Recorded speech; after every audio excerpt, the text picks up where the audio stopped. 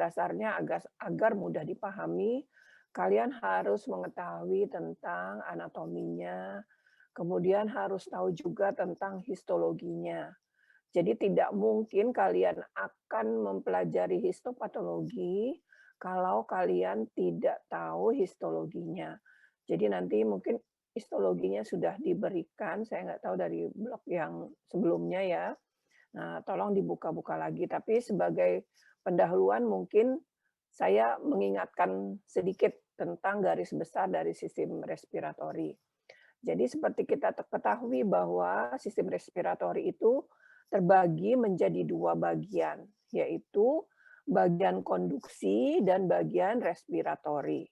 Kalau bagian konduksi itu hidung, ya, nasal, nasofaring, laring, trakea, bronkus sampai ke bronchiolus terminalis.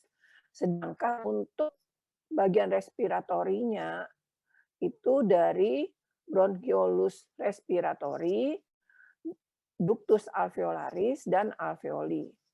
Nah, kita tahu bahwa alveoli inilah suatu tempat di mana terjadinya pertukaran oksigen dan CO2 antara udara yang masuk ke dalam sistem respiratori, kemudian masuk ke dalam pembuluh darah kita. Ya. Ini gambarnya, nanti dilihat saja. Ya. Saya kira sudah tahu. Nah, ini juga ini yang respiratori bagian bawah ya.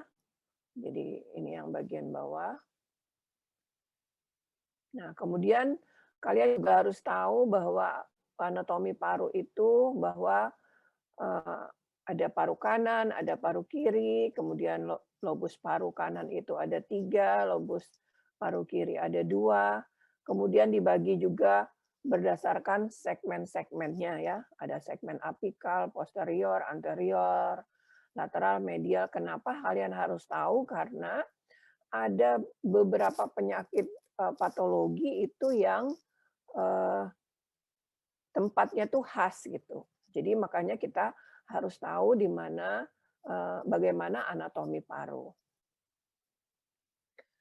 Nah, kemudian kita juga harus tahu bahwa di sistem respiratori itu ada yang namanya mesotelium ya. Di mana mesotel ini membatasi membran serosa dari baik itu pleura, perikardial, dan peritoneal. Ya. Jadi kalau dia membatasi rongga tubuh yang bagian dalam disebut lapisan visceral, sedangkan yang menutupi dinding luar itu disebut parietal. Nah, ini hanya mengulangi saja. Nah, kemudian ini adalah histologinya ya, histologi dari mesotel. Ya, jadi mesotel itu biasanya epitelnya berupa epitel pipih, ya. Nah, kemudian kadang-kadang mengalami reaktif, mesotelnya menjadi hipertrofi. Mungkin mudah-mudahan masih ingat adaptasi yang saya pernah ajarkan di blok 11 ya. Jadi sel-selnya akan menjadi ukuran selnya menjadi lebih besar. Makanya disebut reaktif hipertrofi, ya. Histologi sistem respiratori bahwa jadi histologi paru itu ada yang ekstrapulmonal ya, serupa dengan histologi trakea. Jadi ada bronkus terminalis, biasanya dia 1 cm lebih kurang ukurannya, tidak tidak terdapat tulang rawan ya. Dijumpai kelenjar dan sel goblet ya. Kemudian bronchiolus respiratori. Ini yang menghubungkan antara ductus alveolaris dengan alveoli. Nanti kita lihat gambarnya. Kemudian alveoli yang bentuknya seperti renda-renda halus. Kemudian ada daerah muaranya itu disebut saccus alveolaris. Kemudian ada dinding alveolus yang disebut septa intraalveolar. Ya. Nah, ini mungkin yang sistem respiratori atas ya. Jadi respiratori atas itu biasanya dia dilapisi oleh epitel pseudostratified bersilia ya, atau orang nyebutnya olfactory epithelium. Nah, ini pada laring, laring juga ya, laring sebagian dilapisi epitel pseudostratified, perbatasannya kemudian dilapisi oleh epitel squamous eh, berlapis ya, kompleks berlapis. Nah, makanya kalau dari sini makanya kalian akan tahu bahwa kenapa kalau pada laring nanti banyak sekali tumor-tumor ganas itu yang berupa karsinoma sel squamosa. Karena dari epitel pelapis inilah yang menjadi ganas ya. Kemudian kalau yang bagian atas juga bisa. Jadi dia akan mengalami metaplasia menjadi epitel metaplasia squamous, kemudian akan displasi ya. Kemudian bisa menjadi ganas. Jadi kalau untuk yang karsinoma biasanya dia berasal dari epitel permukaannya atau dari kelenjar-kelenjar yang ada di organ tersebut. Nah, ini sistem paru, nanti kita bisa kalian pelajari saja ya.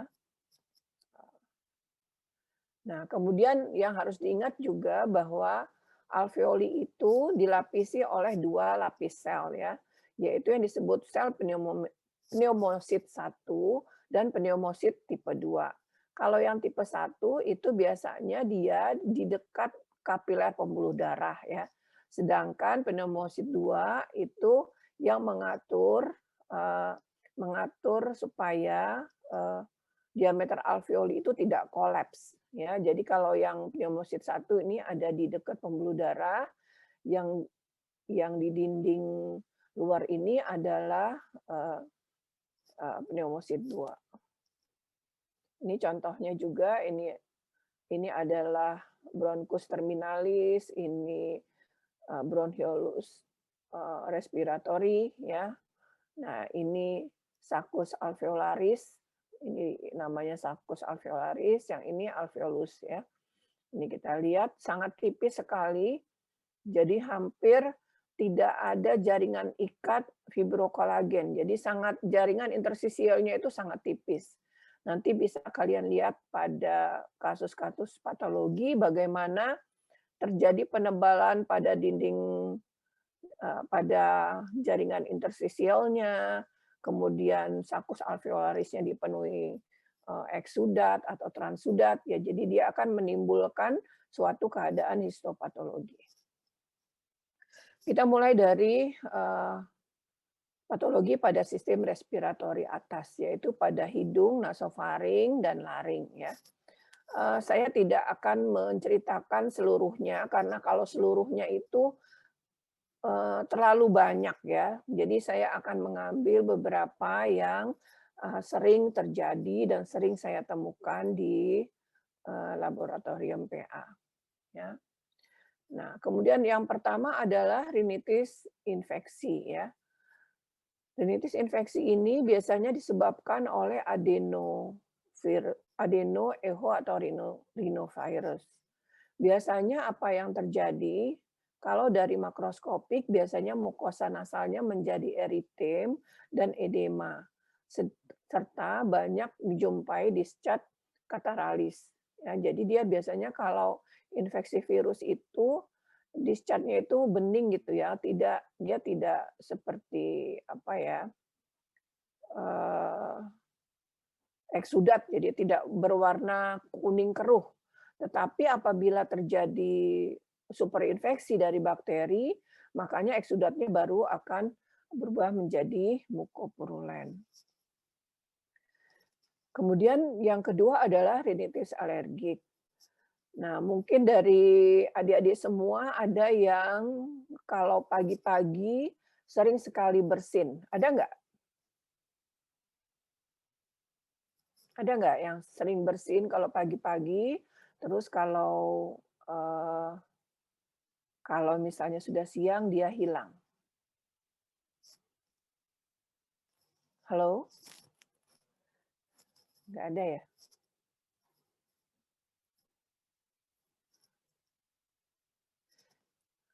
ada, Dok. Ya, ada ya. Jadi sering sekali, pada orang-orang yang rinitis alergika itu, bersin-bersin pagi-pagi hari ya, dia merupakan suatu reaksi imun yang dimediasi oleh imunoglobulin E. Biasanya mukosanya menjadi edema, eritem, dan ciri-ciri dari rinitis alergika biasanya ada infiltrat eosinofil ya. Ini cukup banyak kejadiannya, sekitar 20% dari individu. Nah, kemudian yang paling sering juga adalah polipnasi. Jadi kalau yang rinitis tadi, kami nggak pernah terima jaringan berupa rinitis alergik ya, karena nggak ada orang rinitis itu dioperasi. Tetapi kalau polipnasi itu sering. Kenapa? Karena dia biasanya menyebabkan obstruksi saluran pernafasan. Jadi makanya mereka datang ke dokter THT, kemudian dilakukan operasi, dan jaringannya biasanya dikirimkan ke patologi anatomi.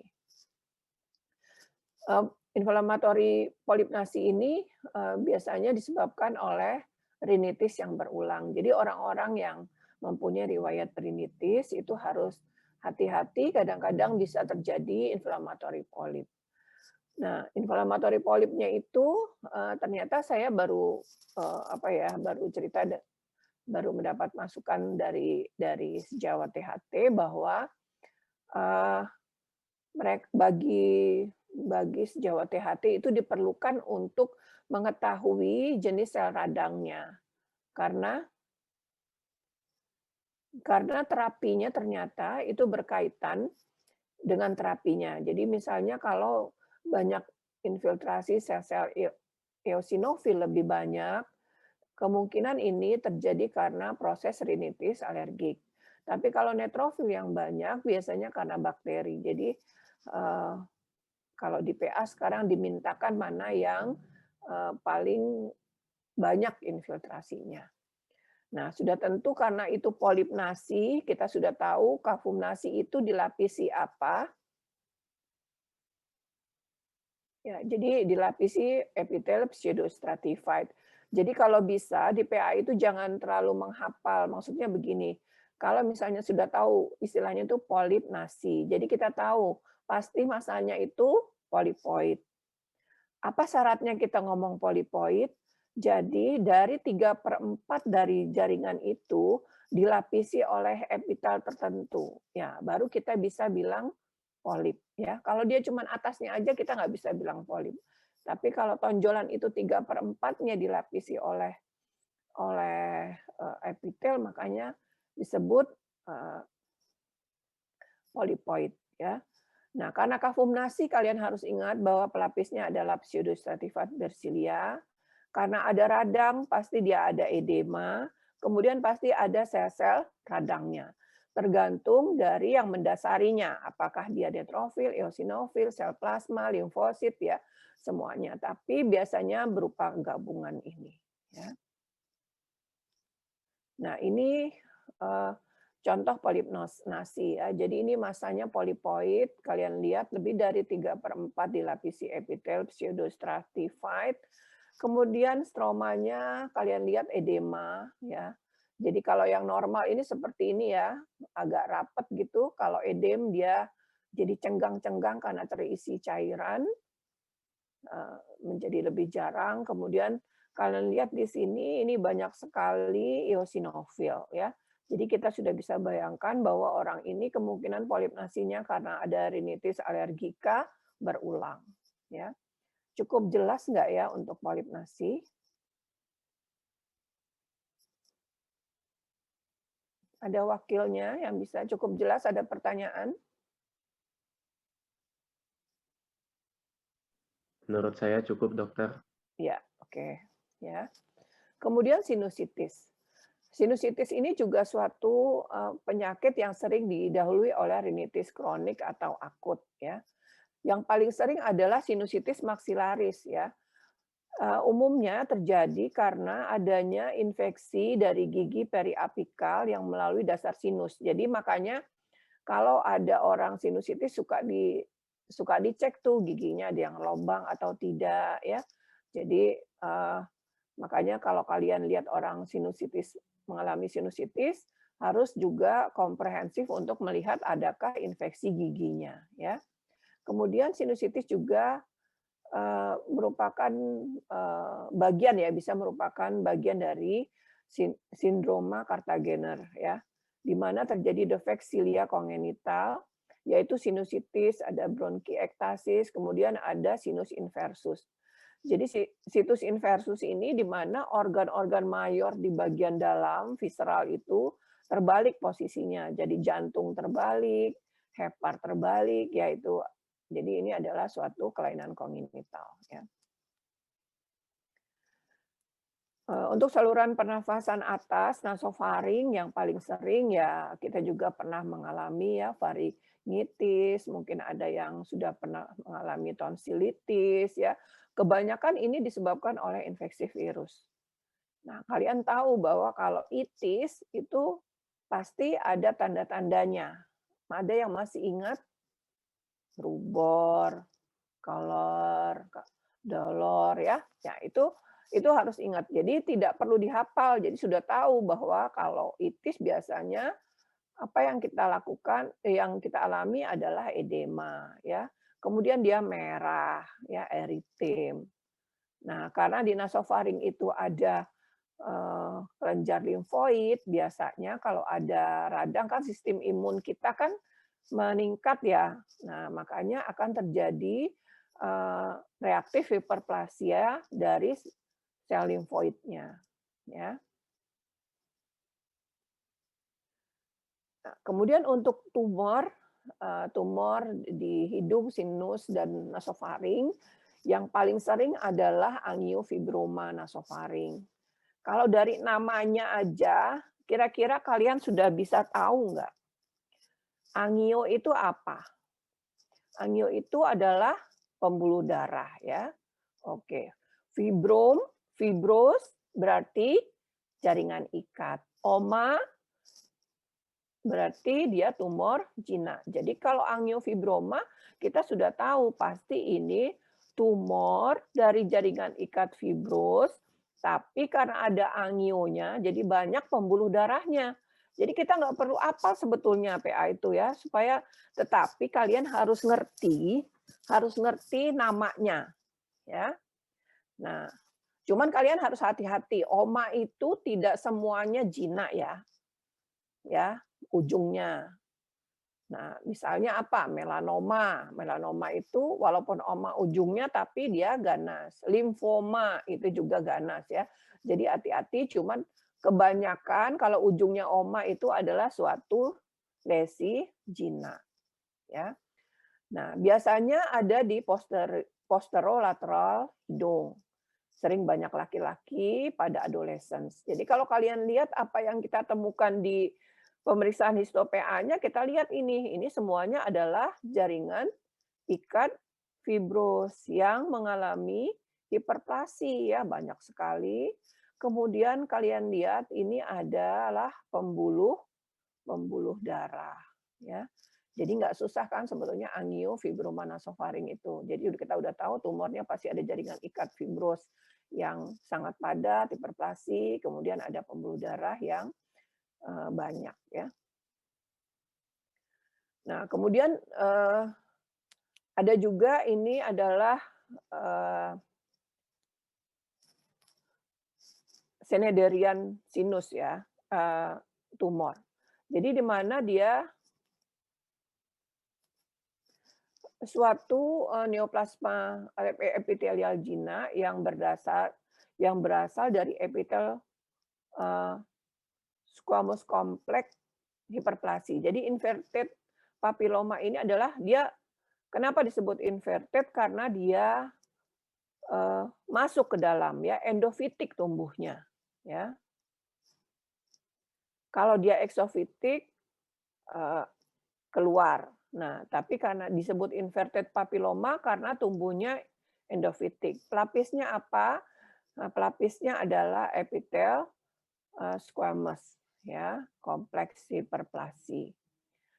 Biasanya di dalam permukaannya ini kita masih menemukan sel-sel, mukosit ya, sedikit-sedikit, sel-sel mukosit itu adalah sel-sel yang asalnya dari epitel pseudostratified bersilia, kemudian ditambah infiltrasi sel-sel radang neutrofil. Gambarnya kurang jelas ya, tapi nanti kalian bisa baca ya.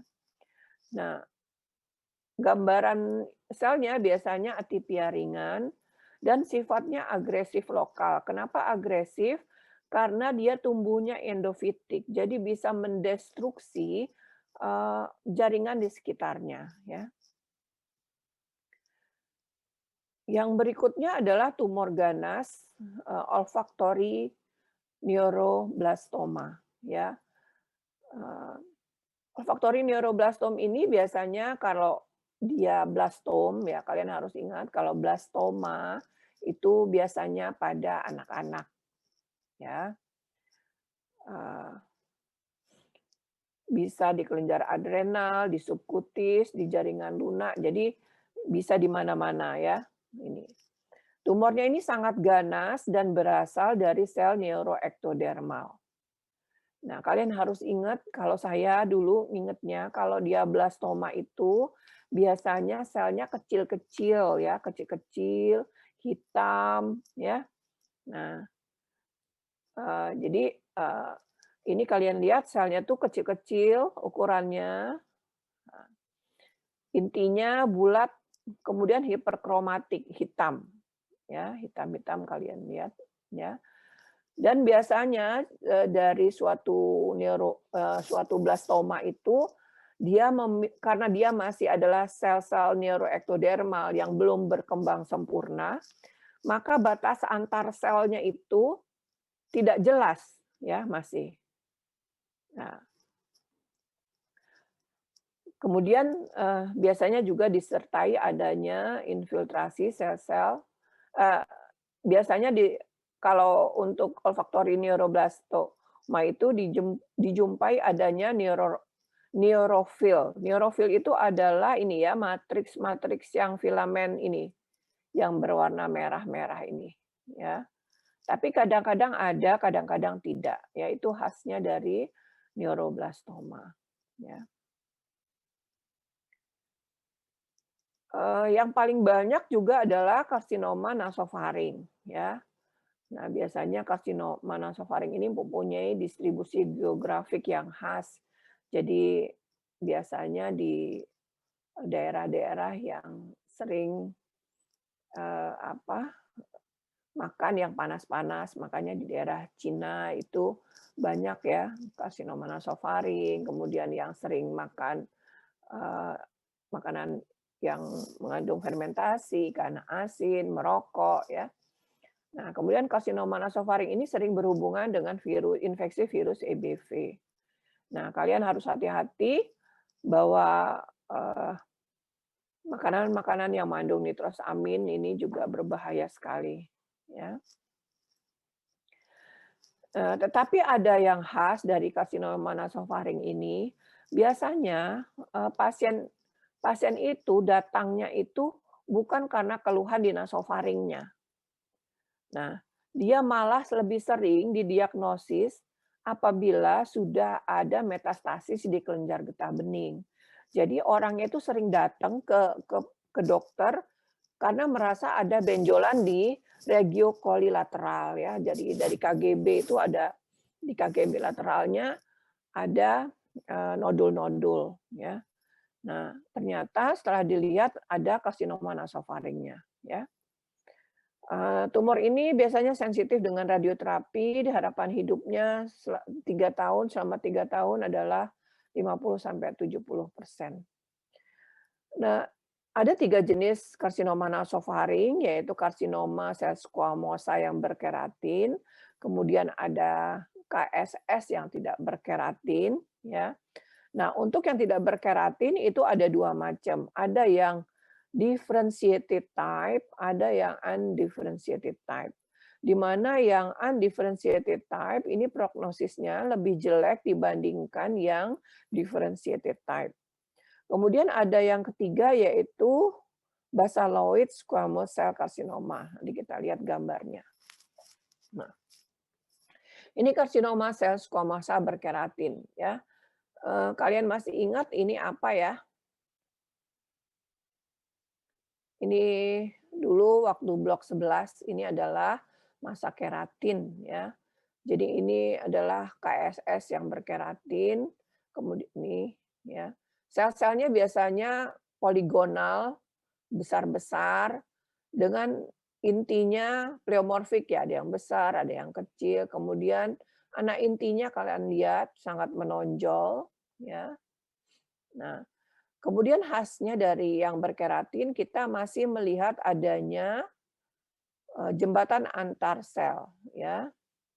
Ini jembatan antar selnya masih kelihatan ya. Kalau yang berdiferensiasi sedang biasanya dia berbentuk sarang-sarang atau massa yang kohesif ya.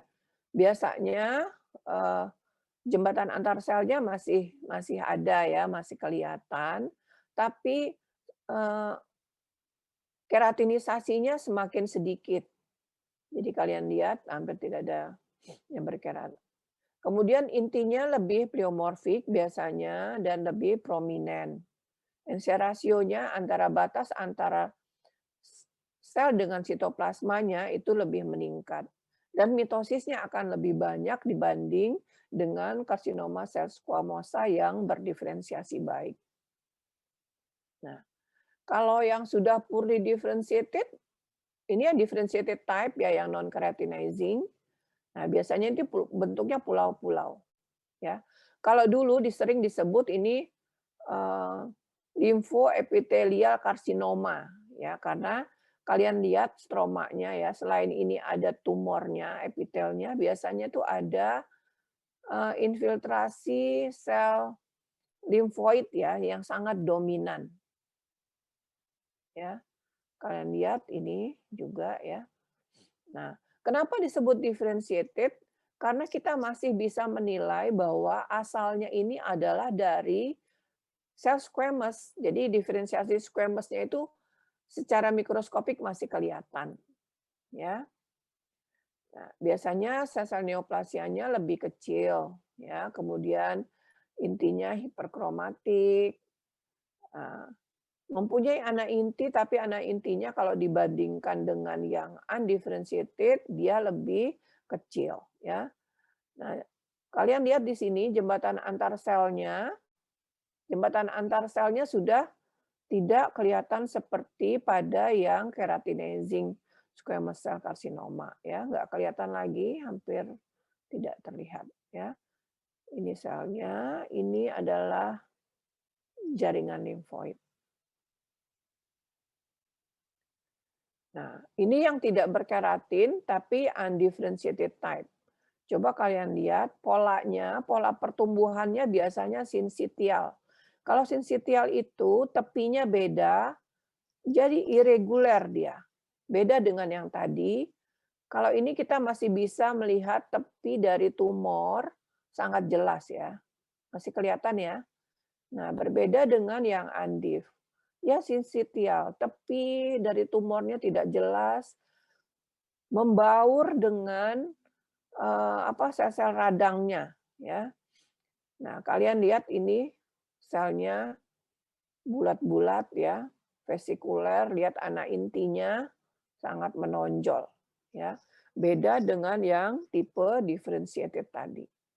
Nah, sitoplasmanya kalian lihat ya, eosinofilik biasanya atau amfofilik. Amfofilik itu artinya biru kemerahan ya. Campuran antara basofilik dengan eosinofilik. Nah, kemudian ini adalah basaloid squamous cell carcinoma. Nah, jadi kalau basaloid, namanya basaloid berarti dia sel-selnya itu membentuk sel basaloid. Jadi dia lebih kecil-kecil selnya. Karena kecil-kecil, kemudian NC rasionya tuh tinggi. Jadi intinya itu lebih besar dibanding dengan area sitoplasmanya. Dan biasanya di tepi dari tumor ini dia tersusun membentuk palisading, ya. Nah ini ya, seperti pagar jadi pinggir-pinggirnya.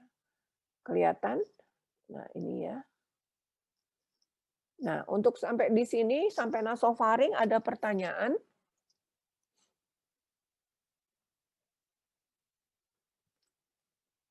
Cukup dimengerti?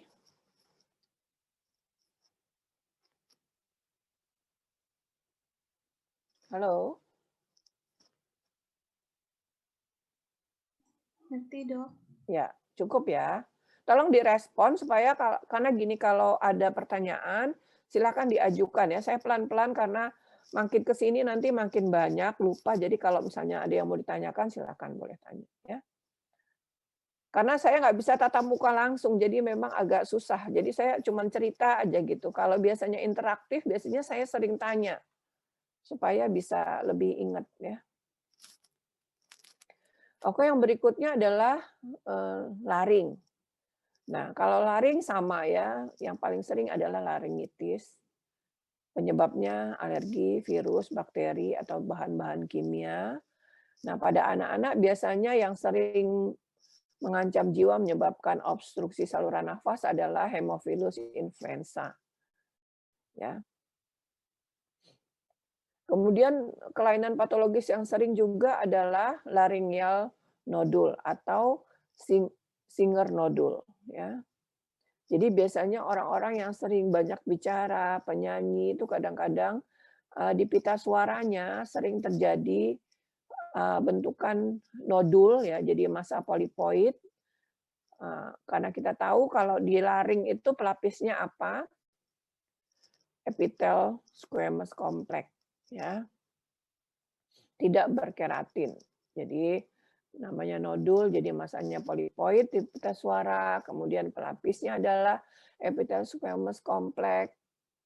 Nah, kemudian biasanya di bawahnya itu jaringan fibrosnya mengalami edema, ya. Karena ada di laring, pasti gejalanya akan serak, ya.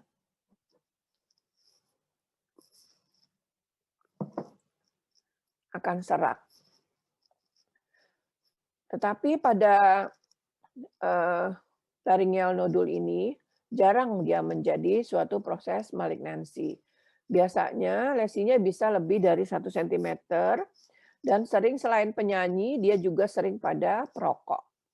Makanya pada orang-orang yang merokok ya kadang-kadang kita mendengar suaranya itu akan lebih serak ya, lebih gebas. Itu sebetulnya karena biasanya terjadi adanya pembentukan nodul pada laringnya ya. Mudah-mudahan mahasiswa FK di blok ini yang nggak ada yang ngerokok ya. Nah, kemudian yang sering juga terjadi ya ada squamous papilloma atau papillomatosis ya. Biasanya lesinya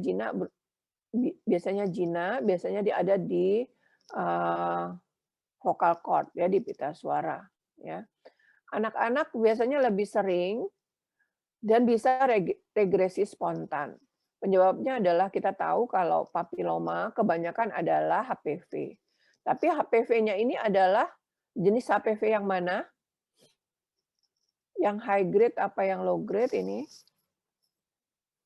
High risk atau low risk? Biasanya kalau squamous papilloma adalah tipe HPV yang low risk ya. Dan sering rekuren. Jarang menjadi ganas.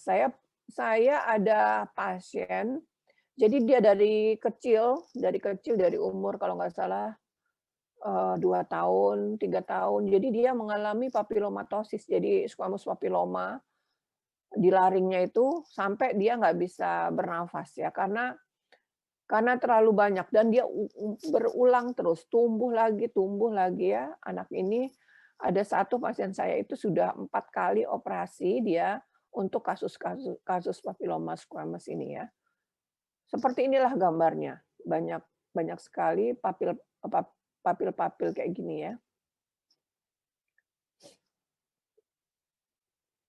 Nah, Yang paling sering seperti kita ketahui tadi, kenapa, saya bilang perlu tahunya histologi, karena kita tahu laring itu pelapisnya adalah epitel squamous kompleks, ya. Makanya pada keganasannya biasanya 95% adalah karsinoma sel squamosa, ya, pada laring. Ini gambarannya dia berbentuk nodul yang papiler menutupi laring. Kalau sudah kayak gini biasanya orangnya tidak bisa bernafas ya, mengalami obstruksi saluran pernafasan. Jadi kalian lihat ini adalah gambarannya hampir sama, selnya poligonal ya. NC rasionya kalau dia keratinisasi yang berkeratin biasanya NC rasionya tidak terlalu meningkat ya karena sitoplasmanya sangat luas. Tetapi kalian lihat intinya sudah mulai irregular ya, membran intinya hiperkromatik, beberapa sel dengan anak inti yang terlihat ya prominent. Nah, kita masuk ke paru. Jadi paru itu, ini yang atas sudah cukup segitu ya, nanti kita lanjutkan dengan yang sistem paru. Jadi kalau di paru itu ada yang kongenital, ada yang infeksi paru, ada yang neoplasia, ada gangguan vaskular paru, ada yang disfungsi ventilasi ya. Jadi ini garis besarnya pada sistem paru.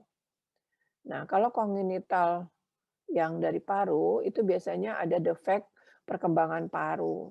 Misalnya apa? Agenesis, hipoplasi, ya, anomali trakea atau bronkial, ya bisa atresia, bisa stenosis, ya, bisa fistula, trakioesofagial, bisa ada anomali vaskuler, bisa emfisem, Forgat-Kiss, ya banyak. Jadi ini nanti kalian baca saja kalau yang untuk kongenital.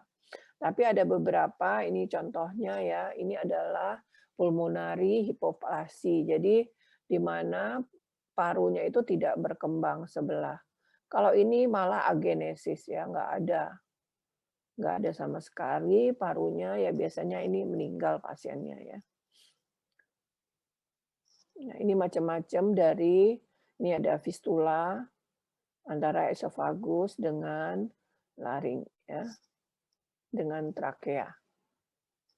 Nah, kalau hipoplasia pulmonal biasanya gangguan tumbuh jadi maksudnya perkembangan dari parunya ya, kecil, baik itu beratnya, volumenya, jumlah asinusnya juga berkurang.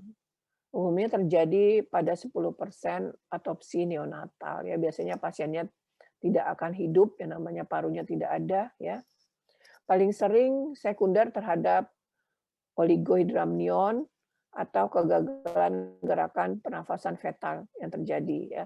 Biasanya dia bergabung juga dengan kelainan kongenital lain, misalnya hernia diafragmatika, kemudian ada polikistik renal disease, kemudian agenesis ginjal, aencephalus. Jadi biasanya kalau ada hipoplasia pulmonal itu dia tidak sendirian ya. Forgat-Kiss biasanya sering terjadi pada daerah hilus dan mediastinum bagian tengah. Yang paling sering terjadi adalah kista bronkogenik. Nah, kalau kalian tahu bronkus dilapisi apa, jadi sudah tahu ya. Makanya sebetulnya ini nggak usah dihafal. Ya.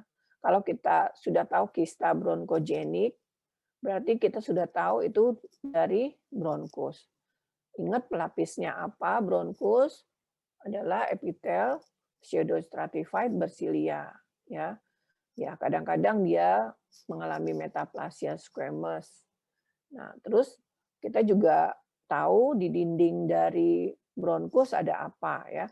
Ada kelenjar bronkial, ada kartilago, di otot polos. Jadi ini nggak usah dihafal ya, harus ngerti dihubungkan dengan histopatologinya biar nggak lupa ya. Kalau dihafal tuh lupa nanti pasti ya. Kemudian ada kista esofagus atau kista enterik. Nah, ini contohnya ya. Jadi ini adalah kista bronkogenik, ini makroskopiknya.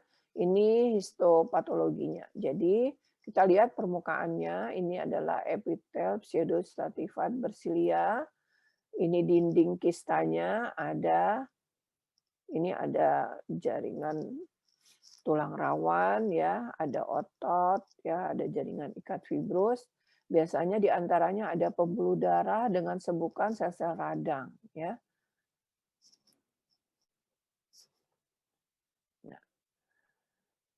Nah, sekuestrasi dari pulmonal ini adalah massa diskret jaringan paru yang tidak berhubungan dengan sistem saluran pernafasan tracheobronchial. Jadi menyebabkan suplai darahnya biasanya langsung dari aorta atau cabangnya.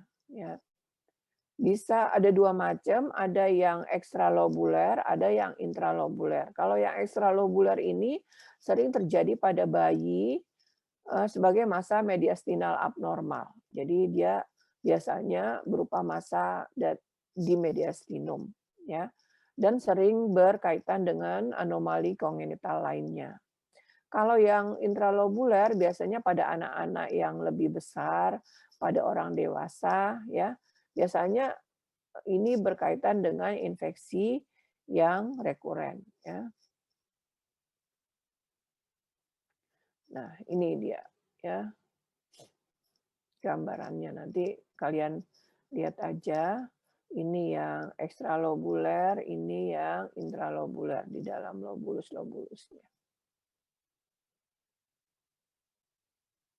Atelektasis atau kolaps paru ini juga sering ya, sering kita cukup sering lah beberapa kali ini kalau kami mendapat core biopsi pasien yang diduga tumor ya, ternyata waktu dibiopsi adalah suatu proses atelektasis.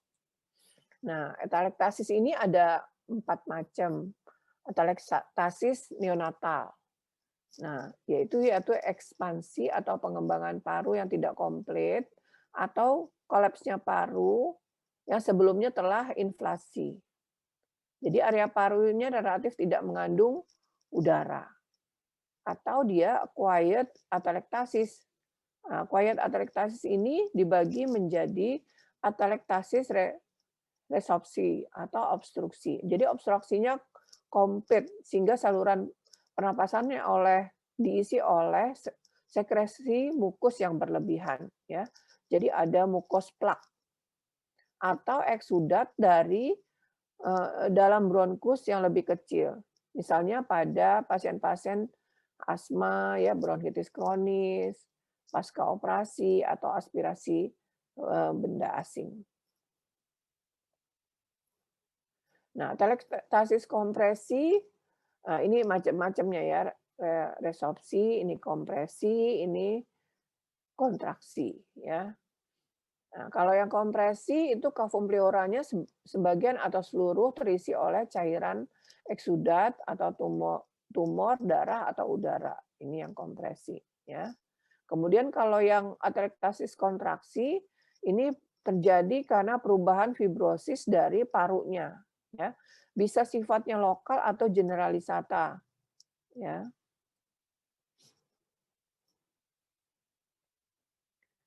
Kemudian penyakit paru ini ya infeksi paru, jadi ada infeksi paru akut, ada infeksi penyebab radang supuratif kronis ya misalnya abses, kemudian ada aktinomikosis ya, infeksi penyebab radang granulomatosa kronis ya ini paling sering kita temukan TBC paru. Kalian juga sudah melihat preparatnya ya tempo hari. Ada infeksi Mycobacterium atipik banyak sekali ya. Kemudian ada granuloma dari penyebabnya apa?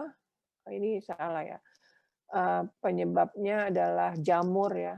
Ini mungkin diperbaiki nanti granuloma fungus ya. Kemudian ada infeksi parasit pada paru. Ini keliru PowerPoint-nya. Nanti dihapus saja pada bakterinya. Nah, infeksi paru ini terjadi akibat adanya mekanisme pertahanan pada sistemik itu terganggu. ya. Biasanya pada keadaan pertahanan paru yang terganggu, eee, itu akan terjadi menurunnya refleks batuk ya, sehingga, sering terjadi aspirasi. Misalnya pasien-pasien yang mengalami koma, kemudian habis dianestesi atau minum obat-obat tertentu. Kemudian dia bisa terjadi injuri terhadap mukosilia, ya. Ini disebabkan karena efek rokok atau inhalasi lain-lainnya ya, debu ya, mungkin ada, debu-debu misalnya atau zat-zat kimia lain ya, di udara yang kita, hirup ya. Kemudian menurunnya fungsi fagosit dan bakterisidal dari alveolar makrofag. Kemudian, eee, terjadinya kongesti edema, kemudian terjadi akumulasi sekret ya. Ini yang terganggu bisa terjadi menyebabkan, hal-hal yang terjadi pada infeksi paru. Ini contohnya nanti kalian baca saja, ada di Robin, penyebab pneumonia. Pneumonia bakteri biasanya ada 2 bentuk, yaitu bronkopneumonia dan lobular pneumonia. Biasanya kalau bronkopneumonia ini ditandai oleh konsolidasi parenkim paru yang berupa eksudatif atau bebercak ya. Kalau lobar pneumonia melibatkan porsi yang lebih besar. Jadi dia adalah namanya lobar berarti hampir satu lobus parunya kena ya. Kalau bronkopneumonia biasanya cuma bercak-bercak saja. Nah, ini bronkopneumonia biasanya di makroskopik ada fokus konsolidasi dan supurasi yang tersebar ya. Kemudian ada histologiknya biasanya berisi eksudat akut yang mengisi ruang saluran udara sekitar bronkus dan bronchiolus. Jadi kita sudah tahu bahwa kalau bronkopneumonia ini kan pasti proses infeksi. Infeksi itu biasanya ada sel-sel radang, ya, radang akut, tetapi dia memenuhi seluruh bronkus dan bronchiolus, ya.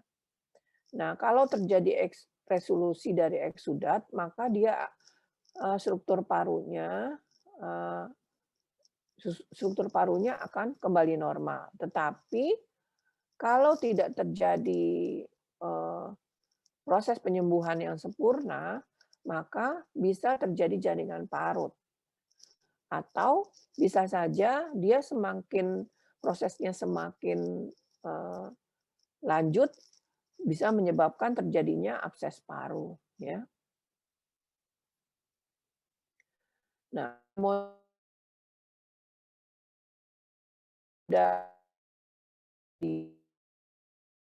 kalian tahu, jadi ada stadium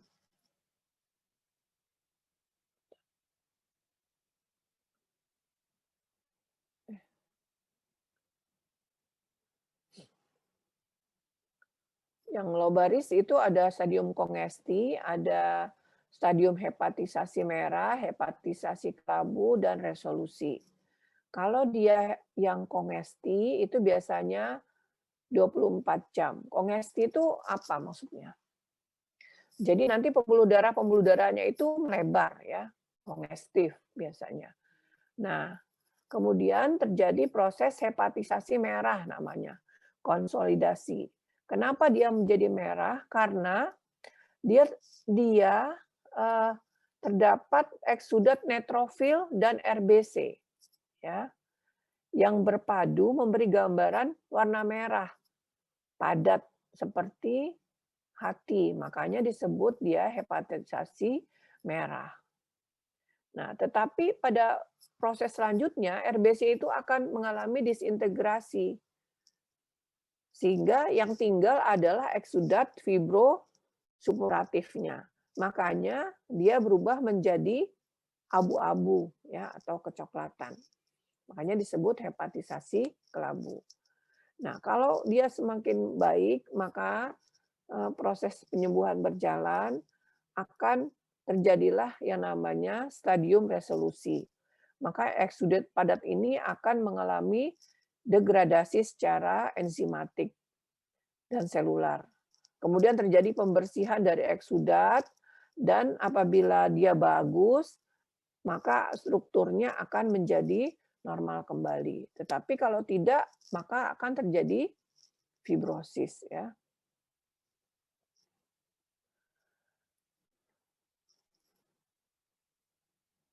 Nah, ini pneumonia, gambaran pneumonia ya.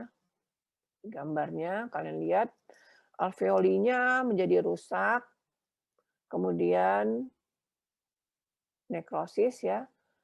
Di dalam sakus alveolarisnya kalian lihat ini banyak sekali sel-sel radang neutrofil ya. Ini alveolar makrofag, ini adalah sel-sel neutrofil. Komplikasinya apa? Seperti tadi, bisa abses paru, empiema, pembentukan jaringan fibrotik atau scar, bisa juga menyebabkan sepsis ya. Kalau untuk pneumonia atipik itu biasanya disebabkan oleh Haemophilus influenza, itu yang paling sering ya. Tetapi bisa juga disebabkan oleh virus-virus yang lain. Misalnya respiratory syncytial virus, adenovirus, sinovirus ya, herpes simplex virus, CMV dan lain-lainnya ya. Kalau klinisnya bervariasi dari ringan seperti flu biasa saja atau bisa sampai berat ya.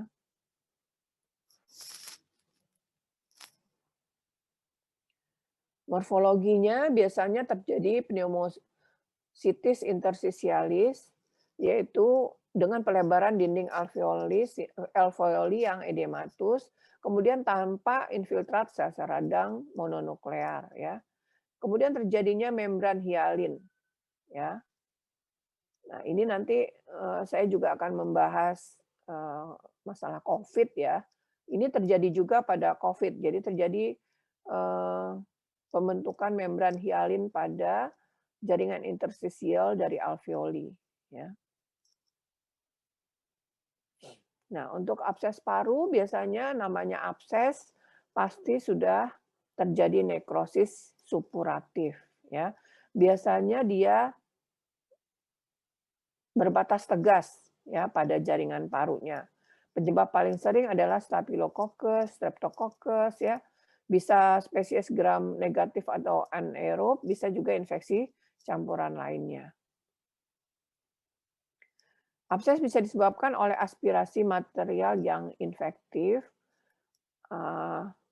aspirasi sekunder terhadap keadaan tertentu yang menyebabkan penurunan kesadaran, obat ya, anestesia atau kejang. Kemudian infeksi bakteri primer, ada emboli septik, tumor obstruktif, traumatik. Nah, itu bisa disebabkan oleh ini, semua hal ini. Komplikasinya bisa menyebar sampai ke cavum pleura, dapat menyebabkan darah, menyebabkan emboli septik ya, amyloidosis. Morfologinya bisa tunggal, bisa multiple ya. Jadi kalau skopis bisa beberapa sentimeter, biasanya dia mengandung pus atau udara dan tanpa abses kronis dikelilingi fibrosis yang reaktif. Berikutnya kita ke tuberkulosis paru karena ini paling sering ya.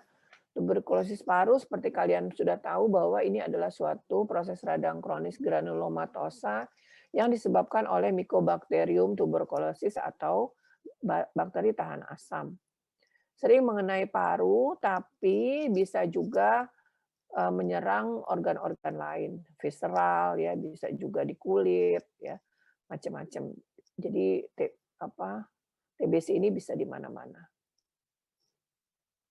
Cukup banyak ya yang terinfeksi dan cukup banyak juga yang meninggal per jiwa. Cuman karena perjalanan tuberkulosis paru ini tidak secepat, sifatnya kronis ya, tidak akut seperti COVID, jadi orang nggak terlalu perhatian mungkin ya.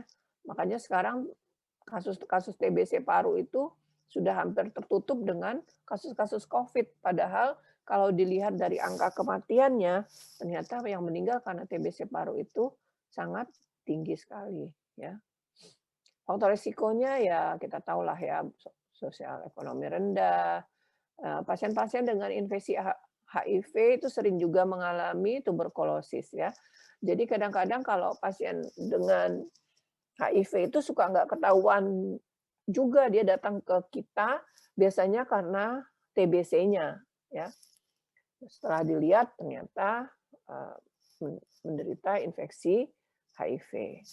Kemudian pada pasien-pasien dengan diabetes mellitus ya, limfoma, penyakit paru kronis, GGK, malnutrisi, alkoholisme, kemudian orang-orang dengan imunosupresi juga bisa, menjadi faktor resiko terjadinya infeksi tuberkulosis.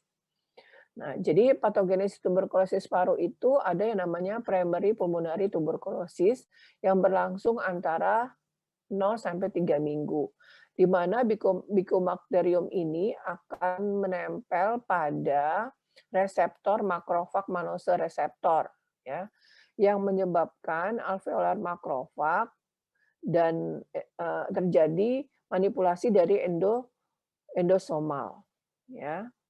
Kemudian, eee, akan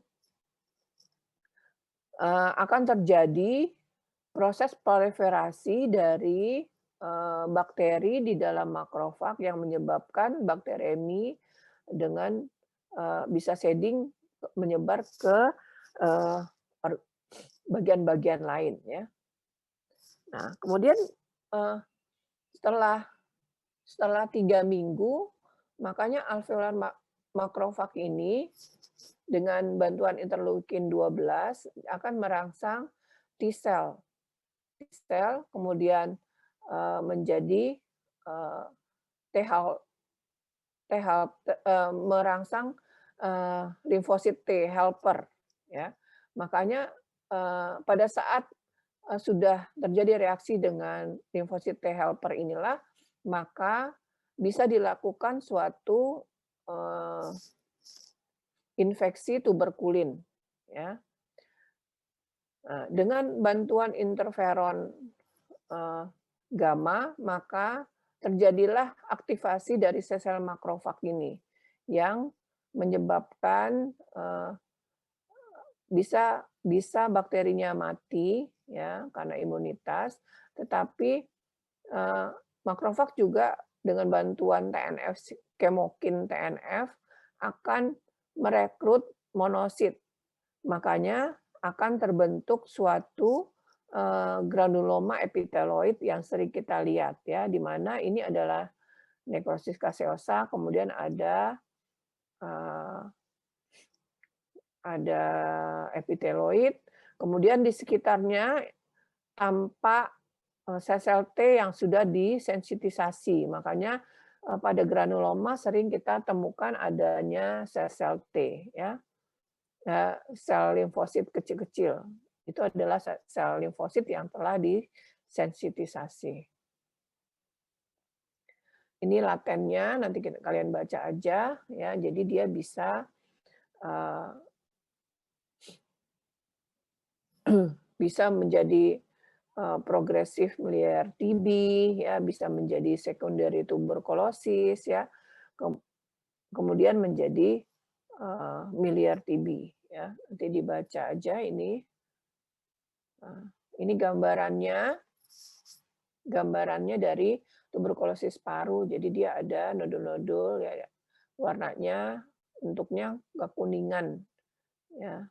Ini juga ini sudah miliar ya, banyak sekali yang kuning-kuning ini. Kenapa disebut perkijuan ya, karena dia memang mirip keju warnanya, kekuningan. Nah, ini gambarannya, ini adalah tuberkel-tuberkel. Di tuberkel itu kalian masih ingat, ini adalah granuloma epiteloid, ini adalah sel Dati Langhans ya. Kemudian di pinggirnya ini adalah sel-sel T yang sudah disensitisasi tadi. Nah, kita ngelihat sel-sel limfosit tadi ya. Yang berikutnya adalah bronkiolus akut, biasanya paling sering pada bayi ya, etiologinya respiratory syncytial virus.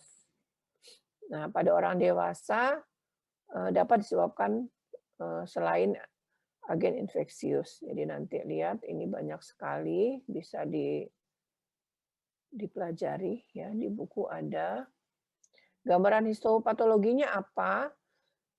Pada lumen bronchiolar pasti ya kalau ada infeksi itu ada eksudat nekropurulen, ada nekrosis ya. Jadi kalau pada gambaran infeksi itu hampir sama semuanya ya. Nekrosis bisa meluas ke mukosa, kemudian ada infiltrasi sel radang neutrofil ya.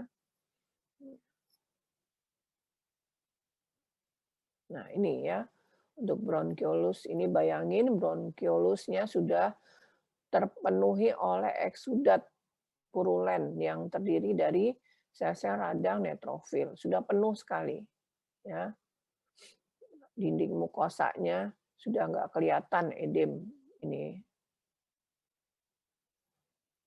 diisi oleh neutrofil semua ya. Untuk eh,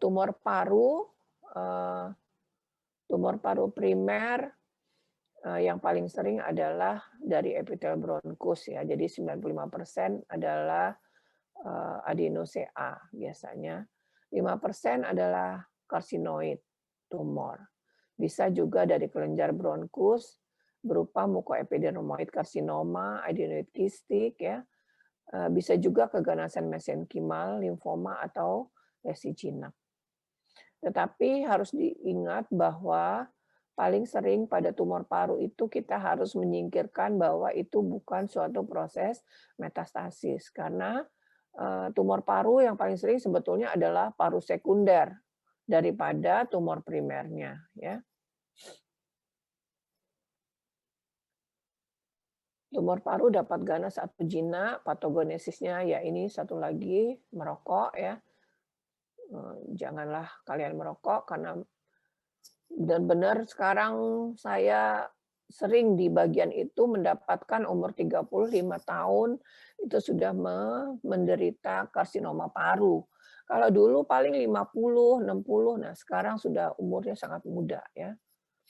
Lesi prekursornya ya squamous dysplasia, karsinoma in situ. Kemudian kalau yang ini adalah apabila yang lesi prekursor adeno-CA ya, adenomatus. Kalau yang ini squamous ya.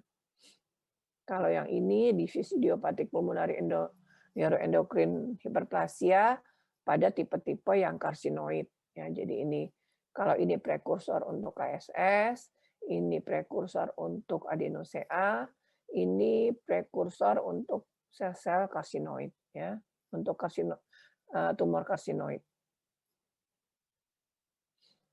Nah, yang paling banyak adalah squamous cell carcinoma, small cell adenokarsinoma, banyak ya, acinier papillary, bronchoalveolar solid, mixed subtype, sekarang banyak sekali ada mycopapillary, banyak kalian bisa lihat nanti ya, banyak sekali, bisa baca buku sendiri.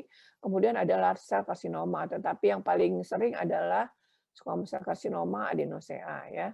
Itu paling sering. Kemudian small cell dan large cell. Ada juga adenosquamous, ada pleomorphic ya. Nah, ini banyak. Tapi saya nggak akan bahas semua, mungkin saya squamous aja sama adeno ya. Kalau squamous ini berhubungan dengan rokok, bisa berkeratin sama ada yang berkeratin dan tidak berkeratin. Nah, diferensiasinya hampir sama dengan yang kita pelajari di laring, ada diferensiasi baik dan buruk dan gambarannya hampir sama ya. Hampir sama. Ini yang berkeratin ya, ini makroskopiknya. Biasanya masanya putih dengan tidak berkapsul dengan tepi yang irreguler, kemudian ini karsinoma sel squamous berkeratin. Kita banyak lihat ini ada mutiara keratinnya, ini yang non keratin ya. Kalau adenokarsinoma berbeda dengan karsinoma sel squamosa, karena sel squamosa itu sering berhubungan dengan rokok, makanya lebih banyak pada laki-laki. Sedangkan kalau adeno-CA itu lebih sering pada perempuan, karena bukan pada orang-orang yang merokok.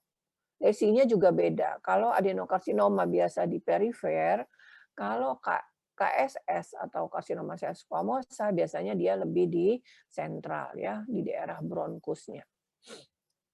Nah, mikroskopiknya namanya adenokarsinoma, dia berbentuk kelenjar, kemudian bisa menghasilkan musin, polanya asiner, papiler, atau bronchioalveolar. Bisa juga solid. Nah, ini gambarannya ya. Sebentar ya.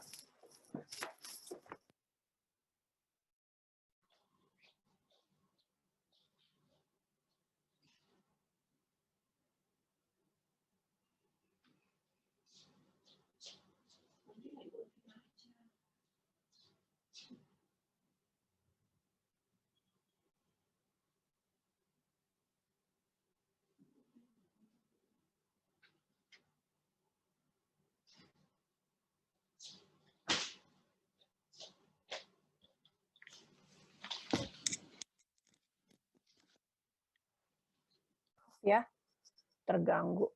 Nah, ini adalah adeno-CA ya, gambaran makroskopiknya. Kemudian ini ada struktur papiler ya.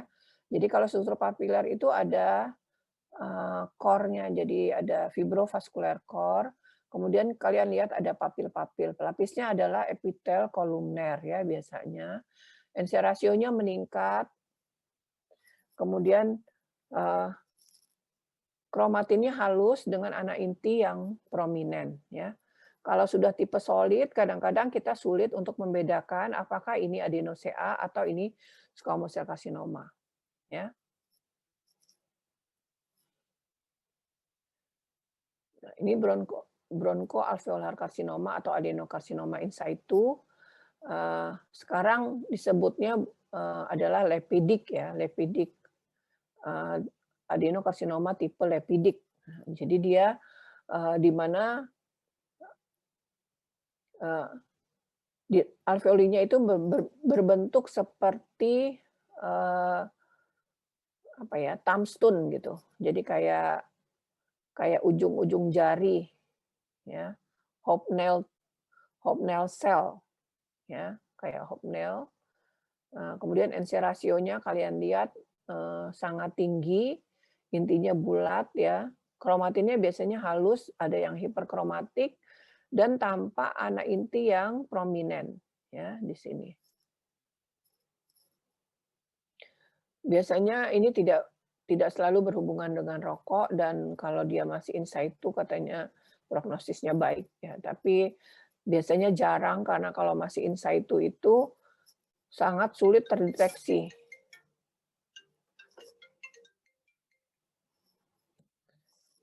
Sangat sulit terdeteksi ya. Yang berikutnya adalah small cell carcinoma. Small cell carcinoma itu tumor yang sangat ganas ya. Sangat ganas, selnya kalau small cell makanya selnya sangat kecil-kecil ya. Selnya kecil-kecil, biasanya diffuse. Nah, ini sangat berhubungan dengan merokok. Ya. Bisa menyebabkan paraneoplastic syndrome. Biasanya pelapisnya masih ada, kini kita lihat masih ada pelapisnya. Kemudian sel-selnya tersusun diffuse. Kadang-kadang dia ada lobulated ya, berbentuk kayak lobus-lobus, selnya kecil-kecil ya. Biasanya kalau kita lihat tingkat proliferasinya itu sangat tinggi kalau small cell ini. Ya, mitosisnya sangat banyak, mitosis abnormalnya sangat banyak, kemudian sering terjadi nekrosis. Nah, ini ya. Jadi dia bisa membentuk lobulus ya, atau solid tersusun diffuse. Kemudian sering disebut out-like cell karena ukurannya itu sangat kecil. NC rasionya tuh sangat tinggi. Jadi kalau kalian lihat sitoplasmanya itu hampir tidak kelihatan dan batas antar selnya tidak jelas, ya. Kemudian eh, tidak terlihat anak inti yang jelas. Jadi dia lebih ke salt and pepper intinya itu, ya. Nah, biasanya untuk mendeteksi suatu small cell carcinoma, kita melakukan pemeriksaan IHK untuk mendeteksi adanya granul-granul neuroendokrin. Biasanya yang kita pakai adalah 3 ya markernya itu, kromogranin A, sinaptopisin, sama CD56. Biasanya kalau 2 dari marker neuroendokrin itu positif, bisa ditegakkan sebagai eh, suatu neuroendokrin tumor. Dan NC rasionya pada tingkat proliferasinya pada karsinoma sel squamosa pada small cell karsinoma itu sangat tinggi ya. Dan kalian lihat di sini ini adalah banyak sekali apoptotic bodies ya. Ini pecah-pecahan ya. Kayak kalau pernah dulu waktu di blok 11 Dokter Citra mengajarkan tentang apoptosis. Nah, ini pada small cell carcinoma sering banyak dijumpai apoptotic bodies.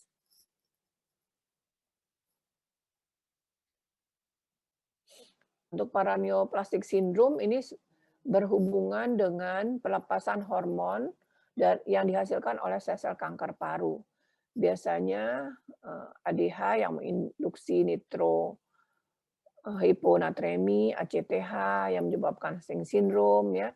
Kemudian ada para hormon yang menyebabkan hiperkalsemi, kalsetonin ya, gonadotropin, serotonin. Ini berhubungan dengan pelepasan hormon dari kanker parunya. Yang berikutnya adalah large cell carcinoma berupa squamous ya. Mungkin dia bisa mencerminkan, maksudnya gabungan dari gambaran squamous atau adenosea ya. Nah, intinya besar, anak intinya mencolok. Ya, biasanya. Ini large cell carcinoma. Jadi secara garis besar dia mirip seperti adenosea ya atau squamous cell carcinoma. Tapi sel-selnya lebih besar-besar. Untuk karsinoid tumor biasanya hanya 1-5 dari nomor paru terjadi di intrabronchial berupa massa polipoid. Mikroskopiknya berbentuk sarang-sarang atau pita-pita, ya. Sel-selnya kecil, uniform. Nah, subklasifikasinya berdasarkan tingkat proliferasinya, yaitu berupa mitosis dan atau kalau deteksi dengan imunohistokimia itu berdasarkan pemeriksaan KI 67 ya. Tapi kayak itu untuk pengetahuan saja, kayaknya nggak sampai seperti itulah ya pertanyaannya. Large cell, oke. Nah, kemudian ada yang berikutnya adalah gangguan vaskular paru, yaitu akut lung injury, edema paru, ARDS, pneumonia interstisial akut. Kita bahas mungkin agak cepat saja karena waktunya hampir habis ya. Akut lung injury itu adalah spektrum lesi pulmoner di mana endotelial dan epitelial diawali berbagai faktor. Biasanya manifestasinya adalah kongesti, edema, kerusakan surfaktan, dan atelektasis yang akan berlanjut menjadi ARDS. Nah, edema paru biasanya diakibatkan oleh gangguan yang paling sering adalah gangguan hemodinamik. Ya. kemudian meningkatnya permeabilitas kapiler yang menyebabkan jejas mikrovaskular. Jadi vaskular. Jadi ini penyebab edema paru yang paling sering terjadi.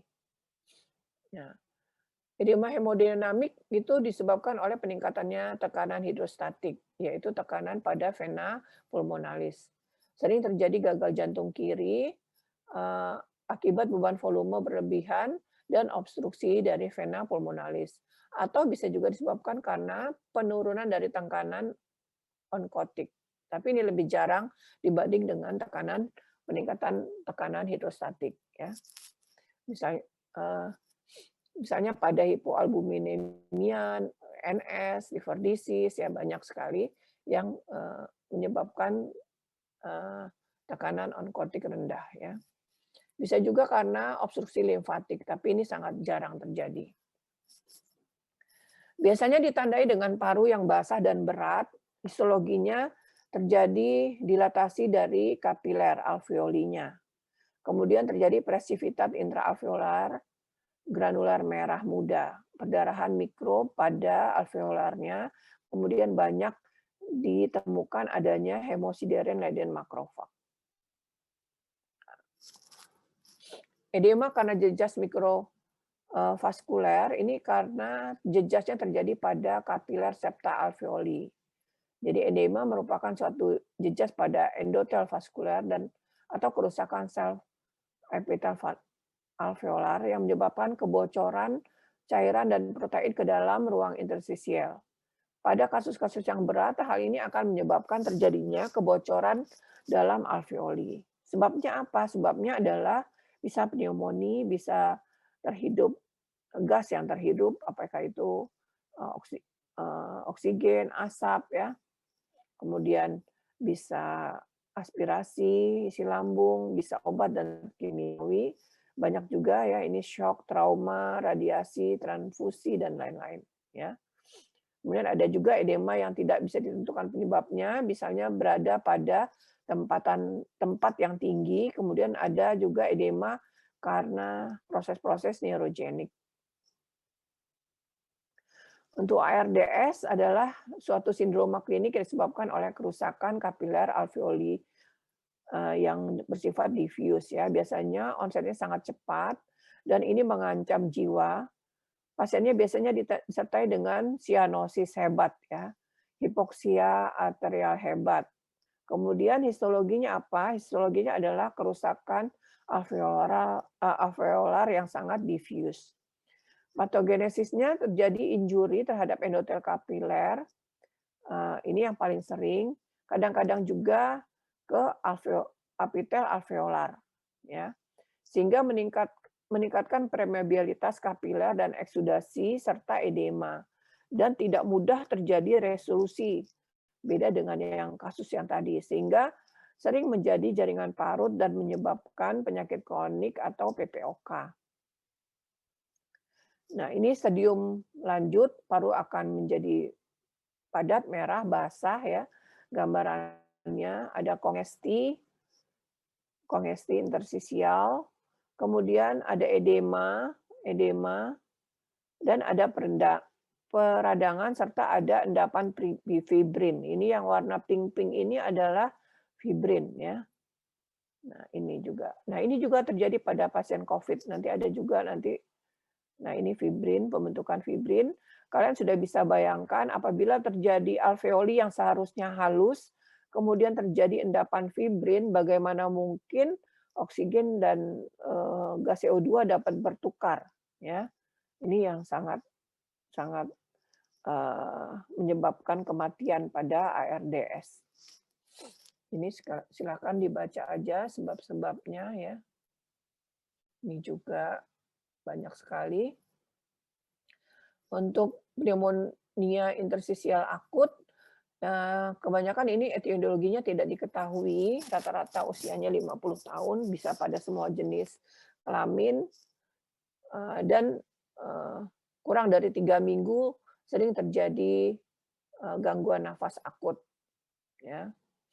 Gambaran radiologi mirip dengan ARDS, tetapi pada Pneumonia interstisial, perubahan di interstisialnya itu sangat minimal. Jadi dia ada proliferasi fibroblas, ada hiperplasia pneumosit ya. Kemudian yang paling sering yang harus kalian ingat, walaupun ini namanya pneumonia interstisial akut, tetapi yang dalamnya adalah sel-sel radang mononuklear ya, jangan salah ya. Kalau pada ARDS biasanya eksudatnya di dalamnya itu neutrofil. Tetapi kalau pneumonia interstisial akut yang mengisi sakus alveolarisnya ini adalah ruang alveolasa adalah limfosit ya. Nah, jangan salah, ini sering salah kalau ditanya suka keliru ya. Untuk emboli biasanya penyebabnya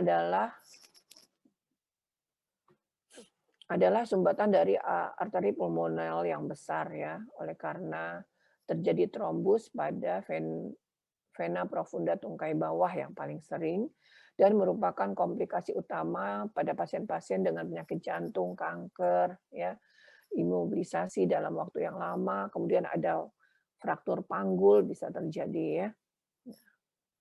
Respon fisiologi klinis tergantung dari lokasinya, ukuran pembuluh darahnya, jumlah embolinya, dan pelepasan dari tromboksan A2-nya. Jadi banyak faktor yang mempengaruhi prognosis dan klinis pasien dengan emboli.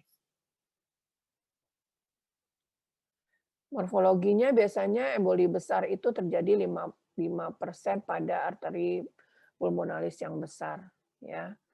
Kemudian embolus kecil 60-80% dapat tanpa gejala klinis pada penderita dengan kelemahan kardiovaskuler ya. Dapat menyebabkan nyeri dada sepintas.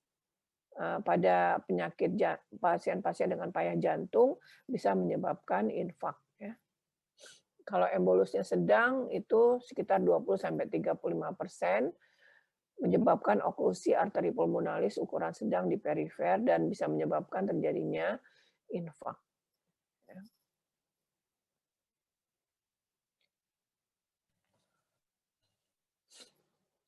Ini mungkin dibaca saja ya. Hipertensi pulmoner ini idiopatik, dibaca aja. Morfologinya biasanya ada ateroma pada arteri elastika yang besar, ada fibrosis pada media intima ya, arteri, dan banyaknya trombus di dalam di morfologi yang kita temukan.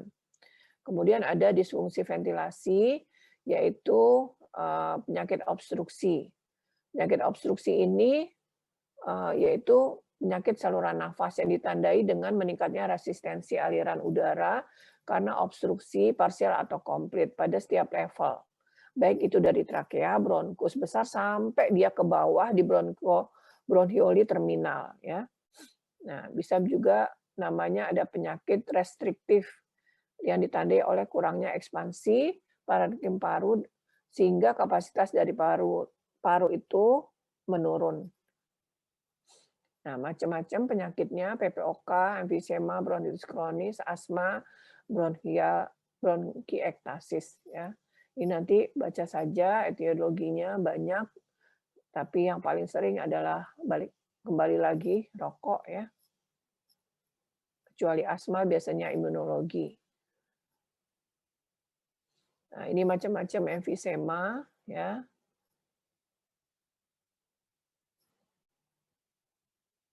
Ada emfisema, emfisema ini ada sentrilobuler, ada panlobuler, ada paraseptal, ada irreguler. Ya, ini yang sentrolobuler gambarannya skematisnya.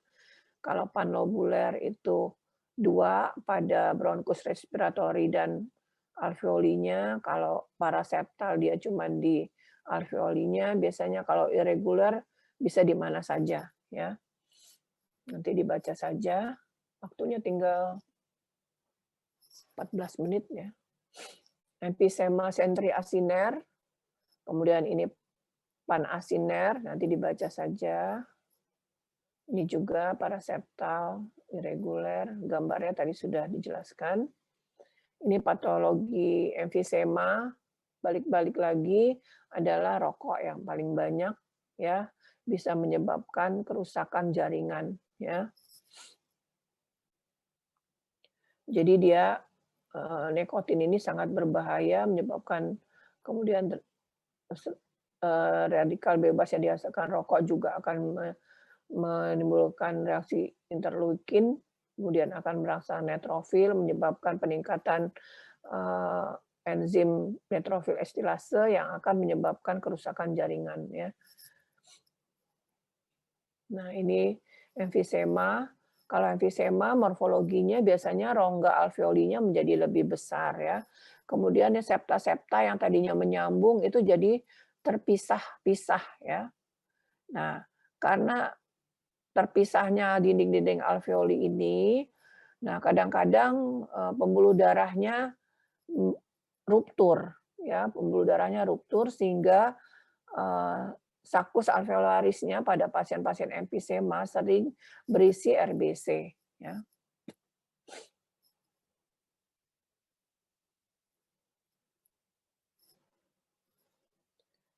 Bronkitis kronis adalah suatu keadaan di mana batuk persisten, cuman nanti dikonfirmasi ke penyakit dalam apakah definisi ini masih ya, selama 3 bulan dalam paling sedikit 2 tahun berturut-turut. Bisa ininya dibaca saja, iratan yang menyebabkan ada hiperemia, edema membran mukosa, hipersekresi mukus dengan hipertrofi kelenjar mukosa yang menyebabkan sumbatan lendir pada bronkus ya. Makanya pada orang-orang bronkitis kronis itu sangat produktif ya batuknya karena terjadi hipersekresi mukus ya. Dan pada tahap berikutnya bisa terjadi metaplasia sel goblet pada sel bronkial ya. Untuk asma, asma ini ada 2 jenis, ada yang atopik, ada yang non atopik. Nanti mungkin dipelajari dari yang lain ya. Eee, Mungkin yang penting adalah biasanya dia ada 2 fase, fase akut dan fase, eee, lanjut. Di mana ditandai dengan perannya sel MAS yang diliputi oleh imunoglobulin E yang akan melepaskan suatu mediator dari leukotrin sehingga dan mediator sitokin. Nah, mediator-mediator pada fase akut inilah yang menyebabkan terjadinya bronkospasme atau edema, sekresi mukus dan merekrutmen leukosit. Kalau pada fase lanjut, leukosit yang direkrut ini adalah eosinofil, limfosit, neutrofil, dan monosit. Yang ditandai oleh bronkospasme dan edema yang menetap ya. Gambarannya mungkin ini adalah di sputum ya, di sputum biasanya kita bisa mendapatkan kristal Charcot Leyden, ini kristal Charcot Leyden, ini adalah spiral Krusman ya, spiral Krusman. Biasanya ini dapat di sputum. Biasanya pada orang-orang asma sering kita temukan. Kemudian pada dinding pasien asma biasanya terjadi penembalan dari metaplasi dari sel goblet, makanya tadinya yang dari epitel mukus dia menjadi metaplasi sel goblet. Makanya sel goblet ini yang akan menyebabkan banyaknya mukus yang keluar ya. Kemudian terjadi penebalan dari membran basal. Kemudian ada rekrutmen sel radang, neutrofil, makrofag ke dalam submukosanya ya. Terjadi hipertrofi dari otot-otot polos, kemudian hiperplasi kelenjar ya. Kelenjar menjadi hipertrofi dan hiperplasia. Ya, ini nanti dipelajari saya memberikan gambar ini supaya kalian lebih bisa ingat daripada saya cerita ya. Ini bronkiektasis, dibaca saja. Biasanya bronkiektasis ini berkaitan dengan kelainan kongenital ya, obstruksi bronkus pasca infeksi. Morfologinya apa yang didapatkan, biasanya pada saluran distal lobus bawah mengalami dilatasi ya. Kemudian ada sel radang akut kronik ya. Kemudian ada fibrosis. Jadi hampir rata-rata ada saluran pernafasan seperti itu ya. Ada radangnya, ada fibrosis, ada infiltrat eksudat ya, sel radang. Ini pada bronkiektasis bisa dibayangkan apa yang terjadi kalau terjadi bronkiektasis ya.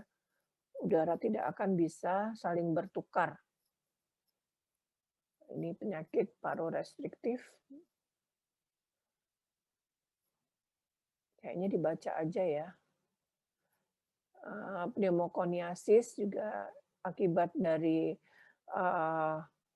inhalasi aerosol pada pekerja-pekerja akibat debu batu bara ya, silikosis, asbestosis ini juga penting kalian tahu.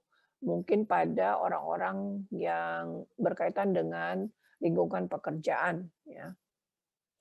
Nah, pada asbestosis biasanya kita akan menemukan asbestos body ya, seperti ini gambarannya. Ini gambarannya kurang jelas, nanti silakan dicari. Tapi gambarannya kayak gini ya, kayak cotton bud gitu. Sarkoidosis mirip gambarannya seperti TBC, tetapi tidak dijumpai nekrosis kaseosa. Ya, biasanya asimptomatik dan sering insidentil, justru ditemukannya hanya pada autopsi. Ya. Ini sarkoidosis. Nah, jadi dia hampir mirip gambarannya, tapi tidak ada nekrosis asteroid bodies ya. Ini Schaumann, ini asteroid bodies. Fibrosis paru idiopatik, nah ini karena jarang ya kasusnya. Nah, ini COVID juga mungkin kalian harus tahu. Kita tahu bahwa ini menjadi pandemi. Kemudian biasanya 81% suatu lesi yang yang ringan tetapi bisa berat 14 sampai malah jadi critical disease pada 5% kasus. Ini yang menjadi komplikasi pasien dirawat di rumah sakit paling banyak adalah pneumonia dan ARDS. Nanti mungkin akan dijelaskan pada pembicara yang lain. Ini boleh lihat ternyata di jurnal ini bukan hanya paru saja yang terserang COVID, juga jantung, hati, ya, ginjal. Nah, makroskopiknya biasanya ada kongesti paru dan edema berat, ya. Mikroskopik biasanya ada diffuse alveolar damage, ya. Pada fase eksudatif dan proliferatif, ada fase fibrotik juga, dan sering ditemukan adanya trombus pada pembuluh darah arteri kecil. Makanya pasiennya biasanya suka meninggal karena gangguan oksigenisasi. Nah, apa yang terjadi? Ya sama ya di AD tadi, diffuse alveolar damage. Jadi rusak semua alveolarnya, kalian bisa lihat hancur alveolinya, banyak sel-sel radang. Nah, kemudian terjadi membran hialin, ya. Ini membran hialin yang merah-merah ini. Ini yang terjadi pada pasien COVID. Kemudian terjadi trombus juga, bisa pulmonary trombus, ini di trombus besar, jadi pasiennya bisa kita bayangkan bagaimana dia sulitnya untuk bernafas, ya. Kemudian ini sama, ini adalah membran hialin, kemudian kadang-kadang dijumpai multinucleated giant cell, dan sering dijumpai juga metaplasia squamosa, ini adalah trombus, ya. Untuk pleura efusi sering ya, nanti mungkin ini lebih ke orang penyakit dalam yang akan menceritakan, akibat, peningkatan tekanan hidrostatik, peningkatan permeabilitas vaskuler, penurunan tekanan onkotik ya, peningkatan intrapleural dan penurunan aliran limfe. Nah, kalau di efusi pleura itu ada 2 macam, ada yang serosa, ada yang serosanguinous. Biasanya kalau yang seros ini sering berhubungan dengan, eee, yang bukan keganasan, tetapi serosanguinous biasanya sering berhubungan dengan kasus-kasus keganasan. Ini ada Silus pleura effusion. Nah, tumor pleura yang paling sering adalah metastasis ya, metastasis dari paru, payudara, dan ovarium. Tetapi sering juga terjadi adanya mesotelioma. Jadi mesotelioma ini berasal dari sel mesotel yang kita pelajari tadi di depan, sangat jarang dan sangat berhubungan dengan paparan asbestosis ya. Biasanya pada pasien beda dengan kanker paru yang lain, pada mesotelioma biasanya disertai dengan nyeri dada ya dan sesak, biasanya pasiennya nyeri karena dia kasusnya itu ada di bagian pleura, makanya dia sangat nyeri ya. Nah, ini jadi kalau mesotelioma itu adalah biasanya di dinding dari parunya, di pleuranya, daerah pleuranya. Kalau di radiologi biasanya ada penebalan dinding pleura ya. Nah, ini adalah yang mesotel yang ganas. Ini adalah jenis yang epiteloid. Tapi saya pikir yang penting kalian tahu saja jenisnya. Saya nggak akan tanya terlalu detail untuk makroskopik ya, karena ini kan masih S1. Saya kira mungkin habis sudah bahan dari saya. Nanti silahkan kalau mau perlu PowerPoint-nya, silahkan bisa diminta ya. Ke bagian PA saja karena terlalu besar, nggak mungkin saya akan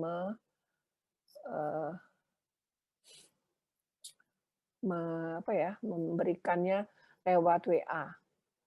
Mungkin kalau ada pertanyaan, saya kasih nomor telepon saya sudah tahu? Karena waktunya sudah habis ya. Ya, ini telepon saya kirim di chat. Silakan saja karena waktunya hampir habis, ini sudah habis punya saya. Ada Dokter Vivi ya mau ngajar. Saya cukupkan sekian, nanti mungkin pertanyaannya bisa via WA aja kali ya. Karena nggak mungkin saya tanya jawab sekarang, nanti menghabiskan waktu untuk dosen lain. Atau email saya juga boleh, tapi mungkin lebih enak WA ya.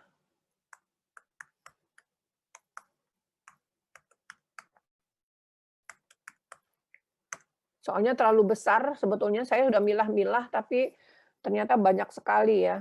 Mudah-mudahan bisa dimengerti dengan cepat-cepat tadi. Silakan ditanya aja nanti via WA atau via email. Saya sudah kirim via chat ya. Saya kira itu saja dari saya. Mudah-mudahan bisa membantu. Untuk soal tidak jauh dari PowerPoint ya, silakan dibaca saja PowerPoint-nya. Biasanya saya mendapat cuma 10 kok soalnya. Ya. Untuk ininya siapa ya penanggung jawab ini kelompoknya? Saya langsung ke Kortar, Pak Indra atau gimana? Ketua kelas masing-masing, Dok. Mana dari Beta? Ya, nanti tolong silahkan mau WA saya, ketua kelas masing-masing. Dari Gamma, dari anunya juga, Alfa. Ya, WA aja ya. Oke, Dok. Ya, itu aja Pak Indra. Saya izin pamit, soalnya udah habis waktunya. Oke, Dok. Makasih, Dok ya. Ya, sama-sama. Yuk. Terima kasih, Dokter. Terima kasih, Dokter. Ya, Assalamualaikum warahmatullahi wabarakatuh. Waalaikumsalam warahmatullahi wabarakatuh. Terima kasih, Dokter.